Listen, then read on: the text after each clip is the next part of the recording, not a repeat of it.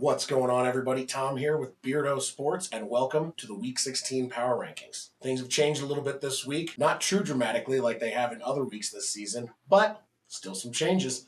And if you have not liked and subscribed yet, please like it right now. Please subscribe, help us grow this small channel, and really appreciate it. So, with that being said, let's get into the Week 16 Power Rankings. Starting off at number 10, I have the Houston Texans. Now, they have won 6 games in a row. Their defense is playing exceptionally well. Their offense is getting things done. This week, they got a lot of things done. However, they were playing the Arizona Cardinals, which is an incredibly struggling team right now. So while their offense looked absolute dynamite, their defense looked good.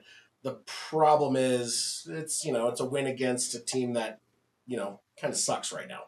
But they did get a win. They got a big win. They're 9-5, and they've won, like I said, 6 in a row. So number 10 for the Texans. All right, number 9, taking a little bit of a stumble this week, I've got the Green Bay Packers. Now, the Packers went up against the Denver Broncos in Denver, and they ended up coming away with a loss. The loss isn't the biggest thing that's unfortunate for them, though. They did lose Micah Parsons for the season, which is devastating. They're going to need to rework their defense a little bit. Now, they did have a very good defense last year without Micah Parsons. A lot of those pieces are still here. So are they capable of still sustaining a good defensive unit? Absolutely. They're going to have to rework things a little bit. They can't count on having that double team on him every time and Micah making those game-breaking plays all the time. But they're absolutely still capable of coming back and winning the North and finishing off the season strong to make the playoffs. Standing where they were last week, I've got number 8, the Chicago Bears. Now, the Chicago Bears came away with a big win this week over the Cleveland Browns. Browns have been struggling quite a bit, and Shedeur is not playing that well at times. Other times he's playing better. Their defense has been their star, and honestly, Chicago put up a lot of points against them. It's showing kind of the possibility that Chicago can actually roll over some stuff. The only issue is it is the Browns. They have a poor record. And so right now, the Bears sitting atop the NFC North and sitting at number 8 on my power rankings. Let's see if they can continue this going forward and retain that top spot in the NFC North. They have some tough games coming up. This weekend's game between them and the Green Bay Packers, that could decide the North, and that one is going to be exciting. Number 7 on our list today is the Jacksonville Jaguars, representing the AFC South as well. Now, the Jacksonville Jaguars are holding on to the number 1 spot in the AFC South. They are 10-4. They've won 5 games in a row, and they just put a beatdown on the New York Jets. Now, the Jets are not the greatest team. They traded away their 2 best defensive players at the trade deadline, and honestly have not really gotten better since. So while this win does move them up in the power rankings a bit, it's maybe kind of expected to see them kind of, put a beat down on them. But the Jags are looking very strong. They've been playing very strong the second half of the season. And right now they're in charge of the AFC South. Moving forward, they could keep jumping up this list. They do play the Denver Broncos this weekend. We'll see what they can do against them. So at number 7, Jacksonville Jaguars. Number 6, we have the San Francisco 49ers. Now, 49ers are 3rd in the NFC West. That's partially because the NFC West is an incredibly competitive division right now. The Rams and the Seahawks are tied at 11-3. The 49ers are 10-4. Even with all their injuries, they're still getting things done. They didn't play a greatest team this week in the Tennessee Titans. However, they're still getting wins. They've won 4 in a row, and they still absolutely have a chance to make the playoffs. They're continuing to win, regardless of their injury situation. Their offense is getting healthier week over week, and there's a chance that they could, take the NFC West, or at least second place in the NFC West, as the Rams and Seahawks play each other this weekend. The San Francisco 49ers, with all their injuries, still in the mix at number 6. Moving up to number 5, the Buffalo Bills. They had a statement win over the New England Patriots. They were down 21-0, and they turned it around, and they came back, and they went away with a victory. The biggest thing to take away from this is the Bills are never down and out no matter how far they are down. They've been down a few times this season, and they have come back. Josh Allen is always capable of doing just about anything, and this kind of defines the season as well. One of those things I'm talking about is chaos. Right now, you have the Buffalo Bills going in and beating the New England Patriots, a team that had won 10 games in a row. But the Bills have also lost to a few teams this year that they probably shouldn't have lost to. You have the Falcons, who are absolutely falling apart. You have them losing to the Dolphins, a team that has been really inconsistent. So the Bills, while maybe some inconsistencies earlier, look to be turning things up a bit. Josh Allen is jumping into the MVP conversation even more than he already was, and the Bills sitting right now at number 5. Staying at number 4 this week, I have the Seattle Seahawks. Now, here's the deal. The Seahawks, did they have a great game?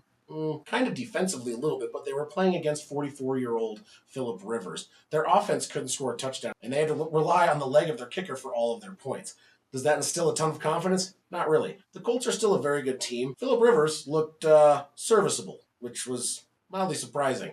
However, is that necessarily a negative mark against the Seahawks? A little bit, maybe. They haven't seen tape on Phillip Rivers since he played, I don't know, 5 years ago. So maybe a little bit of surprises there. The Colts defense is pretty decent, but if the Seahawks are going to win the NFC West, their offense is going to have to play better against tough defenses, especially since the Rams have a very good defense, and somehow the 49ers defense tends to do things when you think that they shouldn't. So we'll see what happens in the chaotic NFC West. The Seahawks are playing the Rams next. The winner of that one maybe takes the West, and the loser maybe loses the second spot or the first spot or whatever. I don't know. To the 49ers, who are right at their heels. That division's crazy. I have no idea what to say about it other than we'll see what happens. I don't have a clue. All right, taking a little bit of a drop this week, I've got at number 3, the New England Patriots. They've been sitting atop my power rankings for a while now, waiting to see what happens. Maybe we're going to see some sort of weakness on their team. This week, they got beat by the Buffalo Bills. Now, the Bills are a divisional opponent, and it is always a lot harder against a divisional opponent. They were up 21-0, though. Bills came back. The Bills won. Now, New England still sits atop the AFC East with their 11-3 record.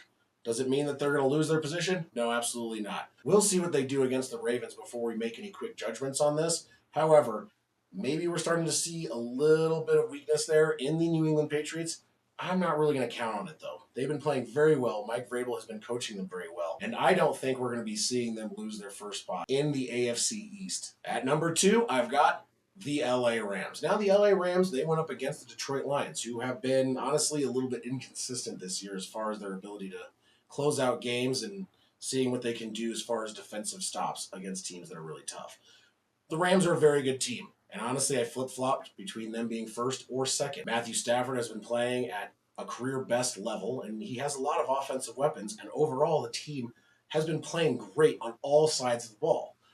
They did lose Davante Adams, possibly, for a few weeks. We'll see what his recovery window looks like, and if he's actually going to be back maybe this next week. Right now, the Rams have won 2 in a row, and after that tough loss to Carolina, they did drop down a little bit. But right now, they are one of the only teams that have clinched a playoff spot, and they are atop the NFC. So, at the moment, I've got them at number 2. Now, at number 1, I have the Denver Broncos. The Broncos have won 11 games in a row. They've been playing, I don't know, hit and miss with certain situations. Their offense has not always looked that stellar. Their defense has been the most consistent part of their game.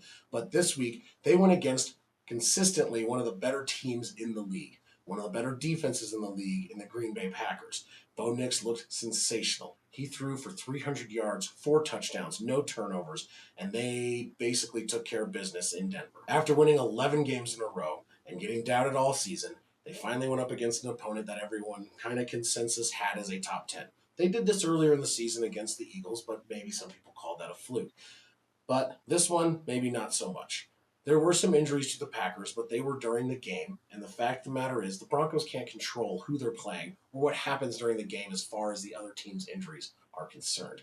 But what they have done is win 11 games in a row, and Bo Nix and that offense are finally looking like they're starting to pull things together. If this offense can continue to be this strong and the defense is healthy and playing as they are right now, they're going to be really hard to stop moving forward. They currently have a 1-game plus a tiebreaker lead against number 2 in the AFC, the New England Patriots. So right now, number 1, the Denver Broncos. So this is the top 10 as I see it. Number 10, the Houston Texans. Number 9, the Green Bay Packers. Number 8, the Chicago Bears. Number 7, the Jacksonville Jaguars. Number 6, the San Francisco 49ers. Number 5, the Buffalo Bills. Number 4, the Seattle Seahawks. Number 3, the New England Patriots. Number 2, the Los Angeles Rams. And at number 1, the Denver Broncos. Let me know what you guys think of my list in the comments below. Like I said earlier, we're a small channel. We're trying to grow. So please like the video. Please subscribe. Please check out some of my other content. See what you guys think. And also, we're going to be doing a ton of streaming this week. We have a Thursday night game. We have a Saturday night game. We are doing Sunday. We are doing Monday. I've got 4 days of football going on this week on my live streams. So please join us. Let me know what you guys think. And let's have some fun watching some end of season football as we try and figure out who's going to win what the final positions are going to be for the playoffs, and see this chaos finally come into some sort of messy conclusion. Anyway, thank you guys. See you soon.